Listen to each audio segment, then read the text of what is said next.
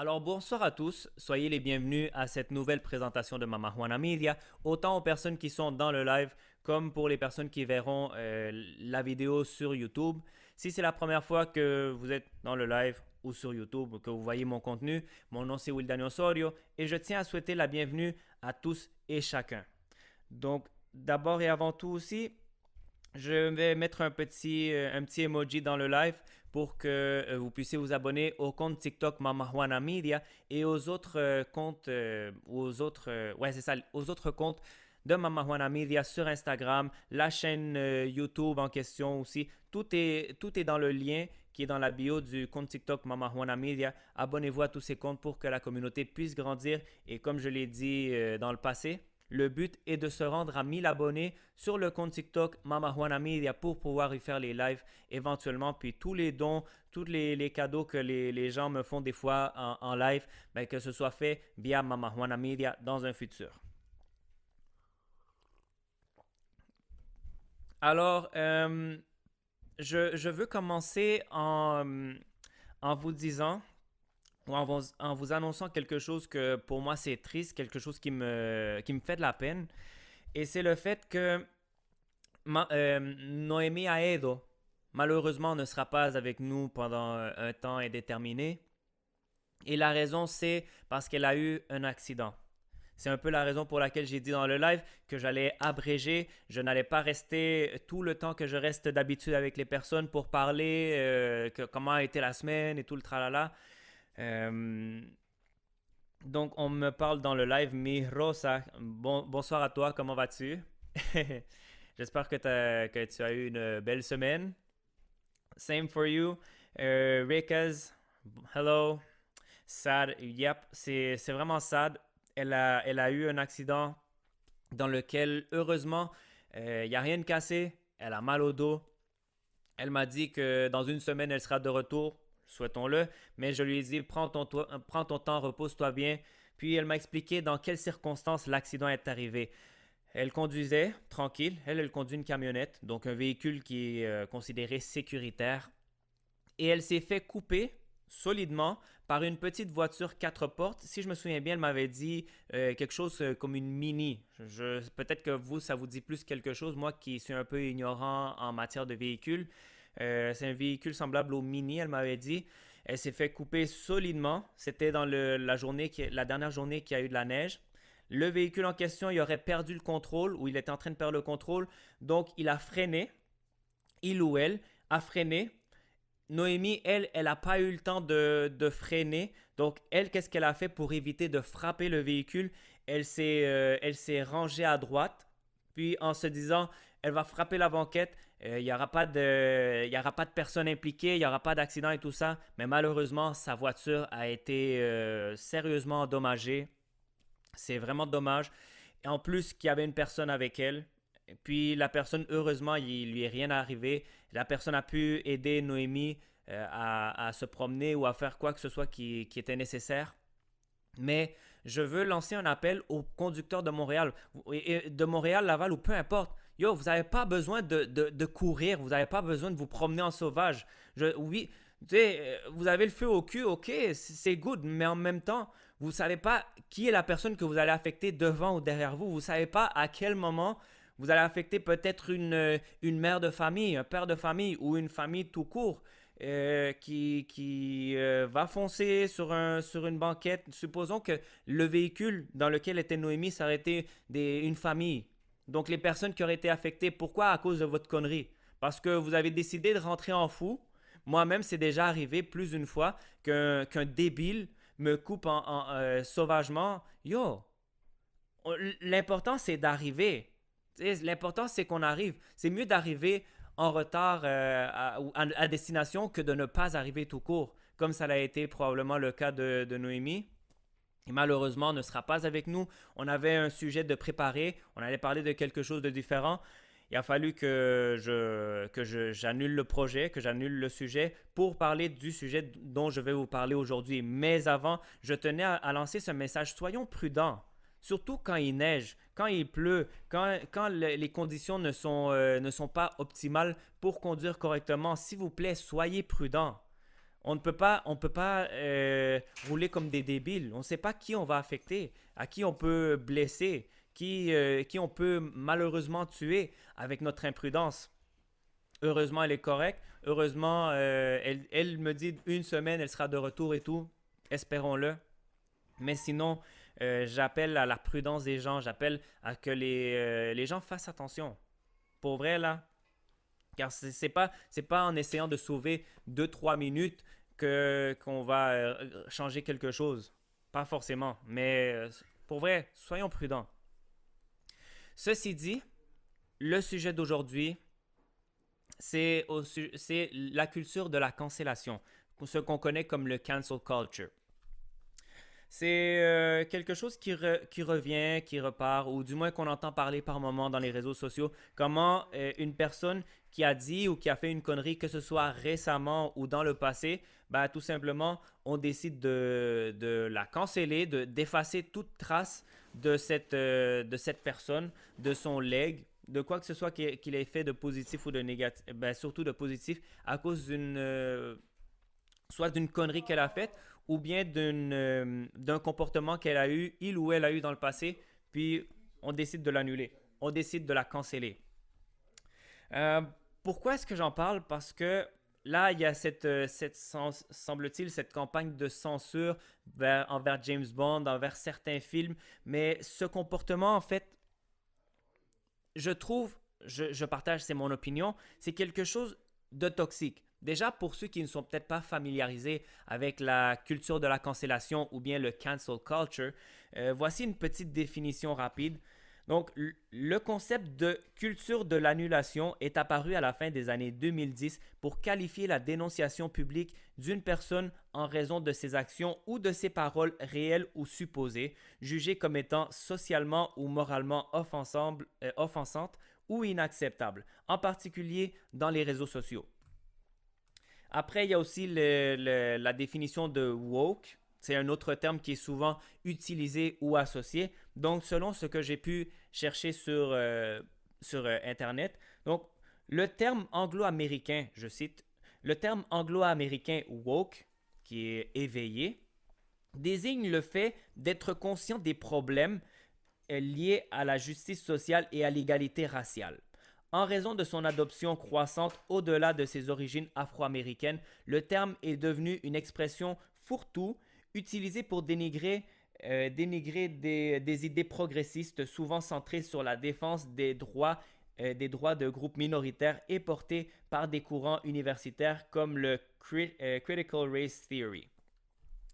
Donc souvent la cancel culture, woke et tout ça est entrecroisé, sont souvent associés. Et moi, je tiens à préciser, je suis en faveur de la défense des droits des minorités. Enzo Sin Filtro, saludos hermanos desde Saguenay, Quebec. ¿Qué lo que? Saludos a ustedes allá desde la ciudad de Saguenay. Yo durante casi 20 años estuve viviendo no muy lejos de Saguenay. Les mando un saludo a cualquier persona que esté allá. Un abrazo desde Montréal, Canadá. Donc, j'ai envoyé une salutation à Enzo Sin Filtro qui regarde le live à partir du Saguenay. Pour vrai, cool. Ouais, donc, c'est ça, je lui disais que j'ai habité presque 20 ans pas loin du Saguenay. J'ai déjà été. Puis, pour de vrai, c'est un très bel endroit. Même si ça fait longtemps que même si ça fait très longtemps que j'y ai pas été, la dernière fois que j'ai été, ou du moins la première et la seule fois que j'ai été au Saguenay, c'était en 2012. Puis vraiment, c'est ce qui est Saguenay, Lac-Saint-Jean, Chicoutimi, Alma, très bel endroit. Si vous avez l'occasion d'y aller, si vous avez l'occasion de visiter, je vous le recommande. Probablement, ça l'a beaucoup changé depuis le temps. On parle de 11 ans en arrière. J'ai pas eu l'occasion d'y retourner. J'aurais voulu de tout cœur. Espérons que l'occasion se présente dans un futur pas trop lointain. Donc, pour revenir à l'histoire du mouvement woke, la culture de la cancellation et tout ça, je répète, je suis en faveur de la protection des minorités, puisque moi-même, à quelque part, même si je suis né à Montréal, même si je suis né au Québec, je reste quand même considéré comme une minorité visible. Je suis fils d'immigrants. Donc, je prône la justice pour les immigrants, les fils d'immigrants, qu'on ait accès à cette même justice que pourraient avoir les Québécois ou les anglophones ou quelques personnes que ce soit de la société canadienne. Cependant, comme dans toute idéologie, comme dans toute, on va dire, doctrine ou façon de penser, il y a toujours un groupe, il y a une partie de la société qui pousse les choses à l'extrême, qui va au-delà de ce qui est correct. Parce que oui, il faut qu'on avance, oui, il faut qu'on évolutionne, qu'on qu'on prône le respect des Afro-Américains, des Latinos.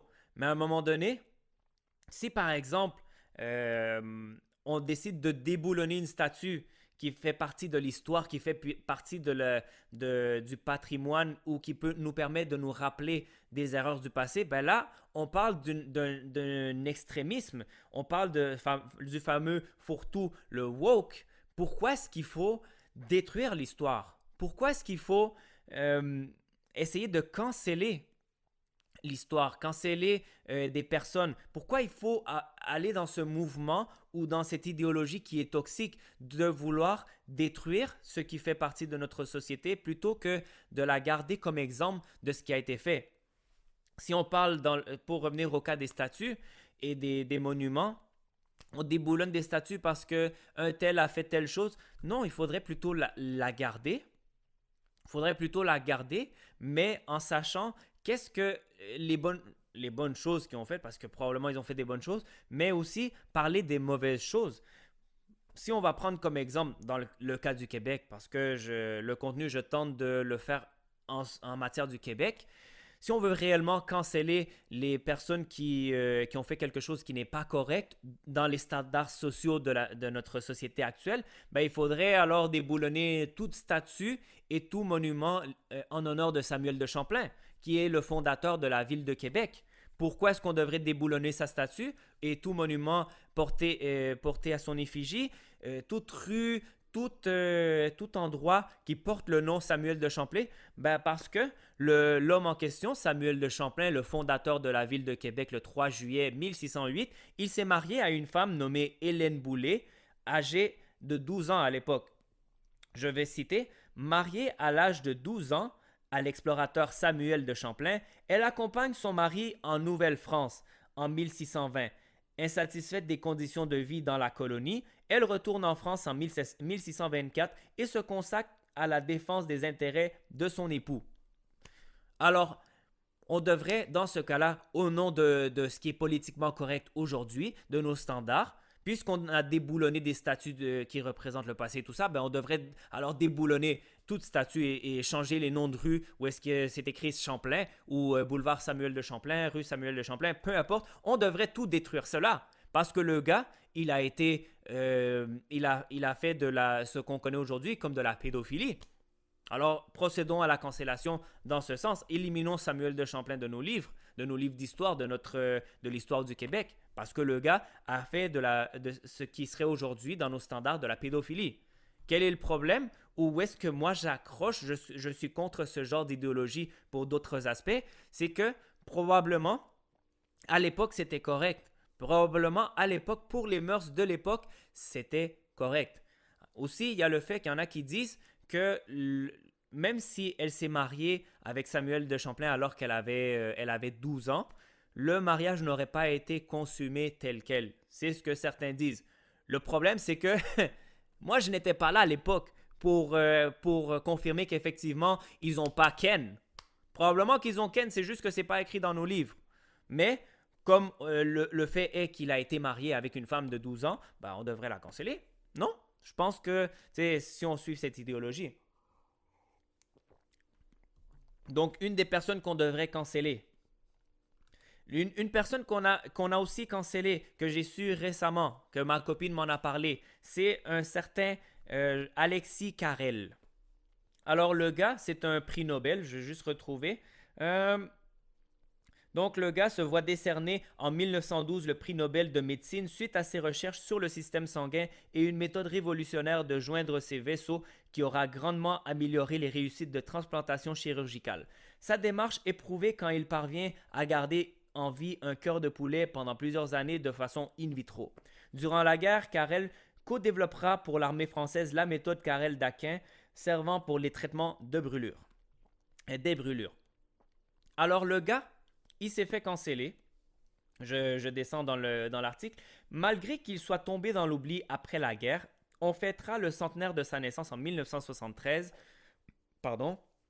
Son nom apparaît dans les rues de plus de 2 douzaines de villes françaises, dont Strasbourg et Montpellier. À Montréal, en 1972, des voies situées dans un même ensemble du quartier de Rivière-des-Prairies sont dénommées en hommage à plusieurs savants et inventeurs, dont Carrel. Ok, je vais descendre un peu. En 1991, le débat politique français fait ressurgir le nom de Carrel et sa contribution au débat racial. Comme un réveil national complet, son nom est alors rayé de la carte ville après ville, la dernière étant Paris en 2003.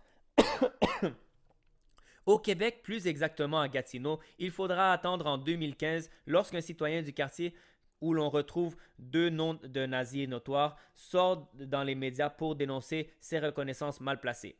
Cette erreur de l'histoire sera donc corrigée à Gatineau et le sera à Montréal plus de 15 ans après Paris.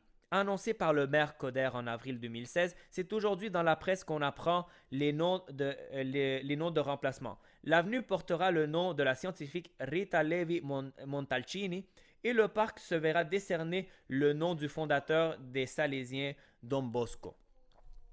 Donc, la personne avait sympathisé avec les nazis.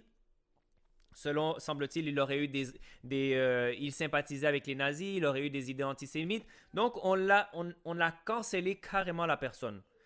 Cependant, le problème, et c'est ce que j'ai mentionné avec Samuel de Champlain, c'est que probablement, je n'affirme pas, je n'étais pas là pour prendre des photos ni pour prendre des notes, mais probablement, c'était bien vu, c'était correct par une partie de la population.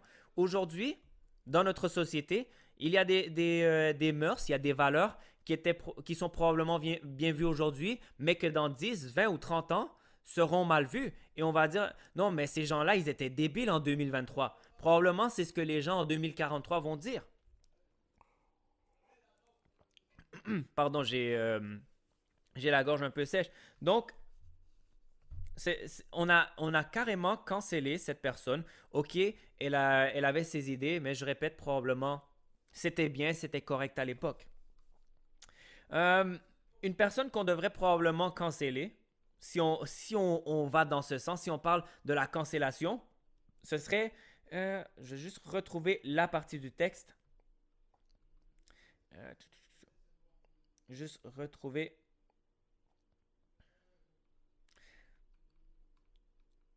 C'est où?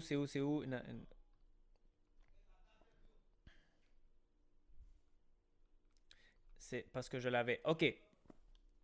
Donc, une personne que probablement on devrait alors canceller parce qu'il a fait quelque chose qui était incorrect, c'est mon avis personnel, je ne dis pas que ça devrait être ça, mais c'est mon avis, ce serait alors Thomas Edison, qui, pour ceux qui connaissent un petit peu de ce qui est du monde de la science moindrement, savent que Thomas Alva Edison n'était vraiment pas ami avec Nikola Tesla. Et qu'est-ce qu'il a fait? Il a fait une propagande mensongère contre l'idée de Tesla de l'énergie alternative, l'énergie continue ou l'énergie alternative. Donc, l'industriel, je cite, l'industriel lance une campagne mensongère pour prouver que le courant alternatif, c'est l'idée de Nikola Tesla, est dangereux. Il organise des démonstrations publiques où des chiens et des chevaux sont électrocutés avec du courant alternatif. Ces séances publiques donnent l'idée à des médecins d'utiliser le courant alternatif pour exécuter les condamnés à mort. Oui, c'est dans l'article en question.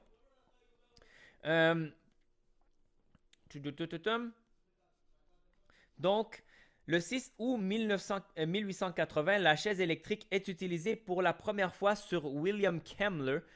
L'exécution rate une première fois et le public est horrifié par le spectacle de la chair du condamné en train de brûler. Tout ça grâce à Thomas Alva Edison qui a fait une propagande mensongère contre l'idée de Nikola Tesla. Donc, quand on descend un peu plus dans l'article de Radio France, en 1896, la guerre des courants, qui était connue, la guerre des courants s'achève avec la construction d'une grande centrale électrique sur les chutes du Niagara qui alimente New York en courant alternatif. Mais Tesla ne profitera pas de cette victoire. Inventeur génial mais piètre entrepreneur, il ne tire pas bénéfice de ce succès. Il meurt seul et ruiné en 1943 après avoir laissé des dizaines de brevets qu'il n'a pas commercialisés lui-même. Il faudra des décennies pour adapter le réseau électrique américain au courant alternatif, mais le courant continu est toujours utilisé, par exemple, dans le câblage sous-marin. Si Thomas Alva Edison, au lieu de se lancer dans une propagande ou quelque chose contre Nikola Tesla, il avait décidé de l'aider ou même de s'associer, probablement l'histoire serait une autre. Probablement, on aurait quelque chose d'encore mieux en matière d'électricité. Probablement que non. Qui sait, on ne le saura jamais. Mais l'affaire est qu'il a fait un coup bas à quelqu'un qui a tenté de faire un apport à la science. Est-ce qu'on le cancelle? Est-ce qu'on a cancellé ses apports? Non. Mais pourtant, probablement qu'on devrait le faire.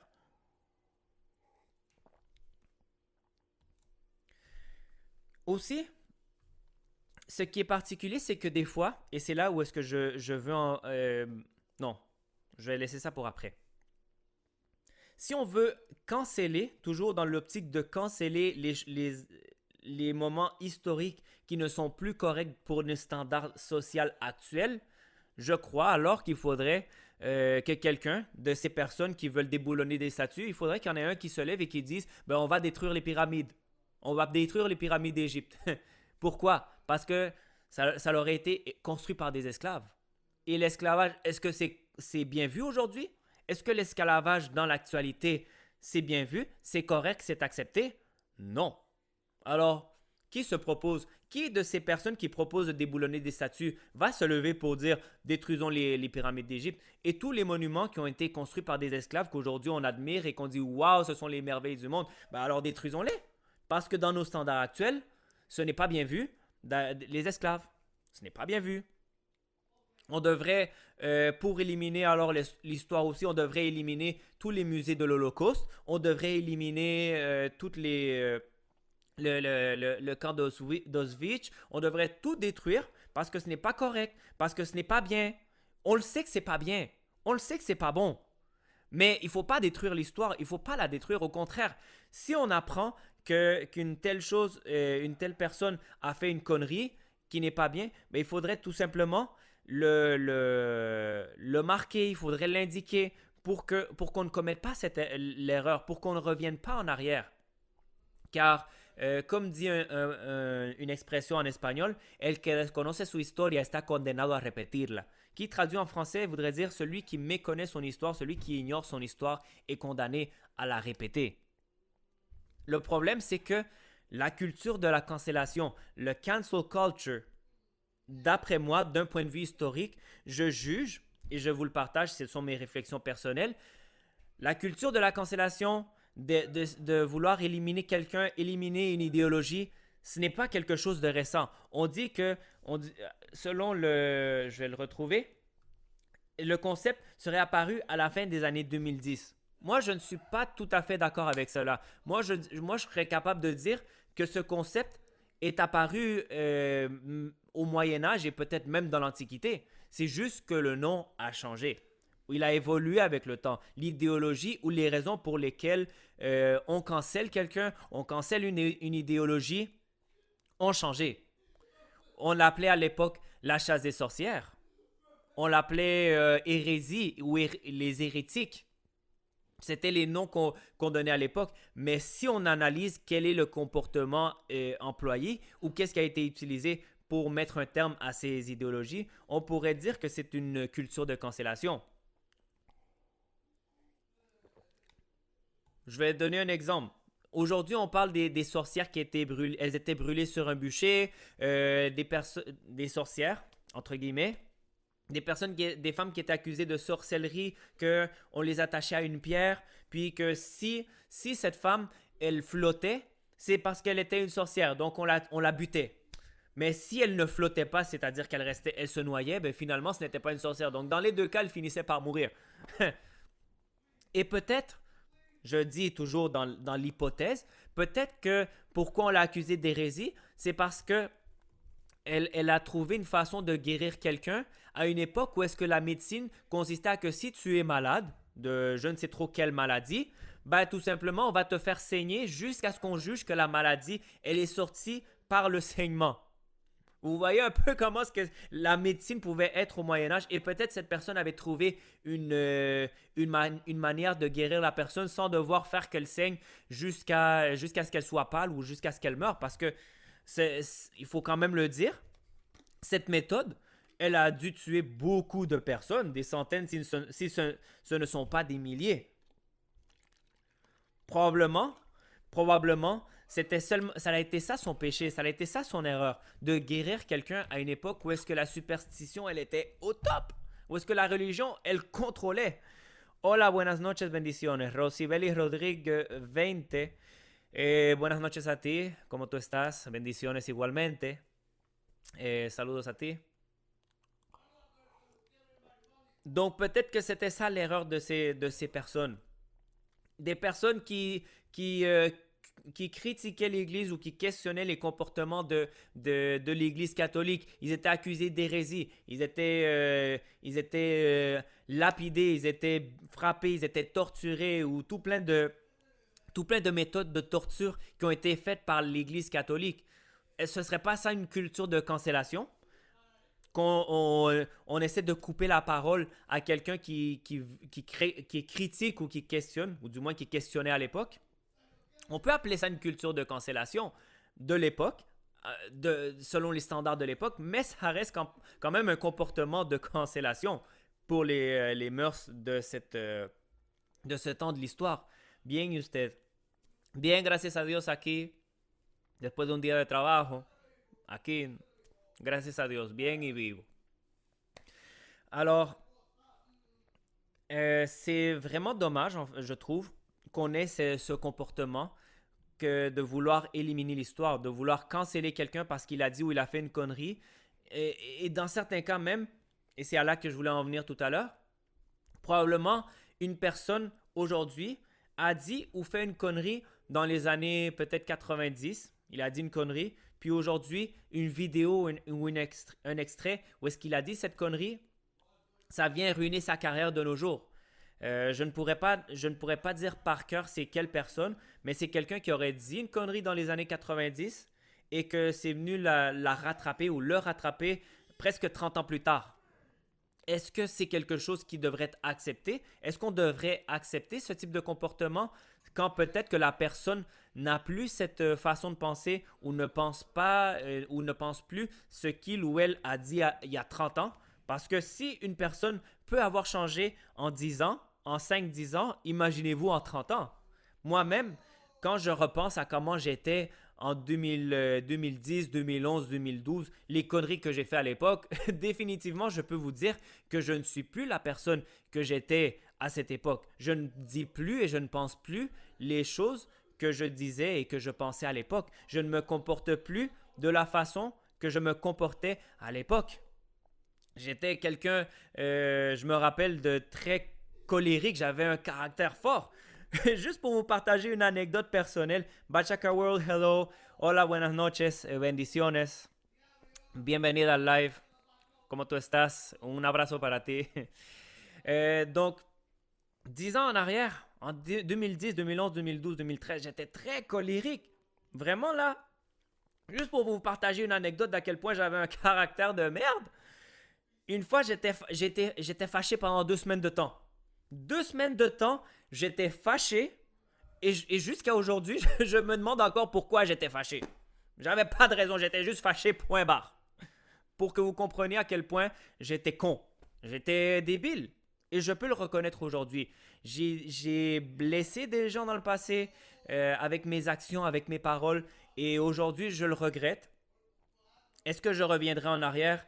Si c'est pour corriger ces erreurs, je le ferai. Mais sinon, Ça fait partie de mon apprentissage, ça fait partie de mon expérience personnelle, de mon vécu. Maintenant, je ne vois plus les choses comme je les voyais à l'époque. J'ai dit des choses qui, même à l'égard de la culture québécoise, dont je me sens pas fier. Et pourquoi je vous en parle? Parce que probablement, je ne sais pas qu'est-ce qui va arriver avec mon projet de Mama Juana Media. Je ne sais pas si je vais réussir, si je vais percer comme je le souhaite. Et probablement, je vais déplaire à certains médias qui sont là depuis longtemps. Probablement, ils vont chercher à me canceller comme les médias traditionnels de la République dominicaine. Ils ont tenté de canceller Alofoque Media, Santiago Matias. Ils ont tenté de le canceller en utilisant quelque chose de son passé dans lequel il n'était même pas coupable. Il a démontré son innocence, qu'il y a eu une erreur judiciaire dans son cas, mais malgré ça, les médias se sont acharnés ou se seraient acharnés sur lui pour justement ruiner sa réputation. Dans mon cas, j'ai eu des propos à l'égard de la société québécoise comme qu'ils étaient, je le dis, qui sont tous des consanguins, ce sont tous des débiles et tout le tralala. Mais aujourd'hui, je ne pense plus cela. Aujourd'hui, je me dis, tout ça, je l'ai dit par immaturité. J'étais con, j'étais immature. Aujourd'hui, je suis capable de le dire et de le reconnaître, même si je l'ai déjà dit dans des vidéos TikTok, mais je le redis aujourd'hui de façon officielle via la plateforme de Mama Juana Media. J'ai tenu ce type de propos et probablement d'autres propos que je ne me souviens plus. Probablement, il pourrait apparaître des conversations ou des trucs où est-ce que j'ai dit une connerie que même au moment où est-ce que je vous parle, je ne m'en souviens même plus. Mais qu'aujourd'hui, je peux vous dire à toute certitude, je ne pense pas de cette façon. C'était avec un comportement, une vision que j'avais à l'époque qui ne reflète plus ce que je suis aujourd'hui. J'essaie d'être une meilleure personne aujourd'hui. Et dans ce comportement, dans toute cette époque où est-ce que je me comportais, où j'agissais comme un con, également, j'ai eu la brillante idée, et je le dis sarcastiquement, brillante idée, de conduire avec les facultés affaiblies par l'alcool. Et aujourd'hui, je le dis. Je vais juste voir si je retrouve... Ok, donnez-moi un instant, je ne l'ai pas ici.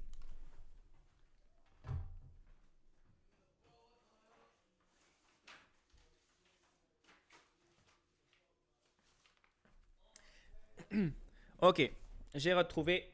Ça, j'aurais dû l'avoir à côté de moi. Donc, j'ai eu la brillante idée à cette époque, sarcastiquement brillante idée, de conduire avec les facultés affaiblies par l'alcool. Et moi, je trouvais ça bien, je conduisais et tout. Je mettais la vie, j'aurais pu mettre en danger la vie des gens avec ma connerie, avec ma stupidité. Et un jour, ça a fini par me rattraper. J'ai perdu mon permis de conduire, j'ai été sanctionné. Et ça a été difficile pour moi de récupérer mon permis. En fait, ça n'a pas été difficile en matière de procédure, mais en matière d'argent, ça m'a coûté cher. Ravoir mon permis de conduire, ça m'a coûté très cher. Et j'ai eu même un rapport. Un rapport, je le montre ici publiquement.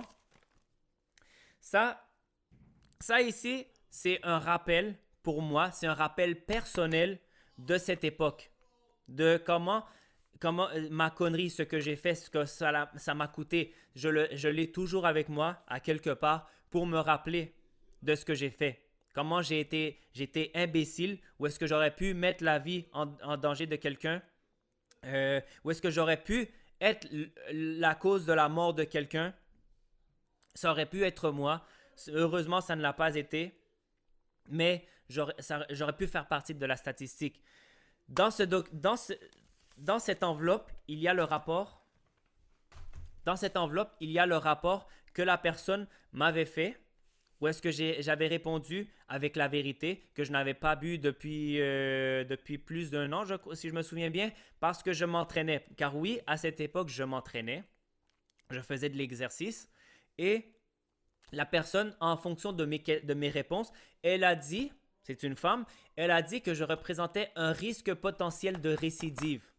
Et si la SAAC, la Société de l'assurance automobile du Québec, avait décidé de prendre en considération le rapport de la femme en question, ça aurait été beaucoup plus difficile pour moi de récupérer mon permis. Donc, la SAAC n'a pas tenu compte du rapport. Ils ont décidé de me donner une opportunité, mais dans cette opportunité, j'ai dû passer par Alcofrin. J'ai dû passer par là, faire un truc de sensibilisation ou de conférence, peu importe, là, un cours d'Alcofrin avant de pouvoir récupérer mon permis. Avec cela, je tiens aussi à lancer un message de faire attention aux personnes qui pensent que conduire avec les facultés affaiblies par l'alcool, c'est bien, c'est facile, on ne va pas m'attraper et blablabla. Ben moi, ils m'ont attrapé. Ils m'ont attrapé et croyez-moi que moi, ça m'a servi de leçon. Et je ne l'ai plus refait depuis. Je ne l'ai plus refait et j'ai démontré avec mon action en 2018. C'était en décembre 2017 que j'ai récupéré mon permis de conduire et jusqu'à aujourd'hui, je n'ai pas eu de problème avec la justice. Donc, décembre 2017, ça va faire bientôt 6 ans. Ouais, c'est ça. Bientôt 6 ans, je n'ai pas eu de problème avec la justice et je ne tiens pas à en avoir. Et j'incite les gens à faire attention à ne pas boire. Et si vous allez boire, ne conduisez pas. Soit l'un, soit l'autre, mais pas les deux ensemble. Comme je disais, je bois avant et après je conduis. C'est stupide. Donc, je ne sais pas qu'est-ce que le futur me réserve. Peut-être qu'on va vouloir me canceller, peut-être qu'on va vouloir me faire du mal. Et si c'est le cas, ben, surprise, j'ai pris les devants. Dans ce contenu, dans cette vidéo, où est-ce qu'on parle de la culture de la cancellation. Si un jour les médias traditionnels veulent me canceller, ben alors j'ai laissé ici même comme preuve que moi-même, je suis capable d'admettre mes erreurs, je suis capable d'admettre que j'ai fait et dit des conneries et que je ne les pense plus, je ne suis plus de cette façon, je les regrette aujourd'hui et je tente d'être un meilleur citoyen. Je me suis repris en main grâce à Dieu, grâce à mes efforts, grâce à ma tête, à ma conscience de ce que j'ai fait. Du soutien de mes parents à une certaine époque, du soutien de mes êtres chers, je tente d'être une meilleure personne aujourd'hui. Et c'est ce que je crois que toute personne devrait faire. Donc, sur ce, mon nom c'est Wildani Osorio. Je vais laisser encore une fois sur le live pour les personnes qui sont encore dessus, le compte TikTok Mama Juana Media. Abonnez-vous à ce compte. Abonnez-vous aux comptes qui sont dans le lien de la bio du compte TikTok de Mama Juana Media sur Instagram, sur YouTube. Abonnez-vous pour qu'on puisse grandir. Puis, encore une fois, pour les personnes qui conduisent à Montréal et les alentours, et partout au Québec, soyez prudents. Soyez prudents, s'il vous plaît, parce que vous ne savez pas qui vous allez affecter ou peut-être que vous allez vous affecter vous-même. Parce qu'elle l'a dit, moi j'ai une camionnette, donc moi je suis chill sur la route. Mais la petite voiture, si elle avait été affectée, si elle n'avait pas eu le réflexe de se ranger à droite, de foncer sur une banquette, ça aurait été la voiture qui aurait écopé. Et ça aurait été à cause de cette voiture qui a été imprudente. Et dites-vous, ce qui est particulier, ce qui est spécial, c'est que justement la journée avant l'accident, on s'était réunis, Noémie et moi, pour enregistrer un projet qui verra le jour bientôt. Je ne vais pas en dire plus, mais c'est quelque chose qu'on a enregistré, que je vais travailler, que je vais éditer pour amener un petit plus à Mama Juana Media, surtout dans ce qui est la production YouTube. Donc sur ce, je vous souhaite une excellente soirée à tous et chacun. Mon nom c'est Wildani Osorio et on se dit à bientôt. Merci.